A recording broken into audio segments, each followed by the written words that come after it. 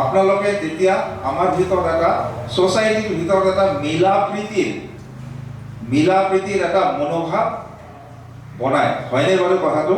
আপুনি সব যেতিয়া মোদী কেয়াৰ কৰিব যায়, আমাৰ মোদী কেয়াৰ টিমৰ ভিতৰত আজিলৈকে মই কোনো মনোমালিন্য দেখা নাই, কোনো কাকো কালচাৰ নকৰে, কোনো কাকো বেয়া বুলি নকয়।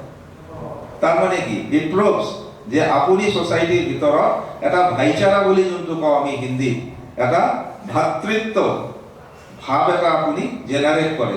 আজিৰ দিনত আপুনি চাওক, আপুনি যেতিয়া মোদী কেয়াৰ কৰিব ওলায়, আপুনি মানুহৰ ভিতৰত আশা দিয়ে মানুহ এজনক, আপুনি এইটো কৰিব পাৰে, আপুনি ইনকাম কৰিব পাৰে, আপুনি গাড়ী কিনিব পাৰে, আপুনি ফৰেন ট্ৰিপ কৰিব পাৰে, আৰু মানুহ এইটো আশা লৈ পেলাই কিন্তু নিজৰ জীৱনটো কটায়।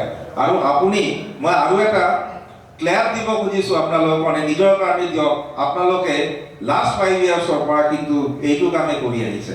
চ' সেইকাৰণে এপ্লজ ফৰ ইয়ৰ এক্টিভিটিজ। মই আপোনালোকে এইটোৱে ক'বলৈ খোজোঁ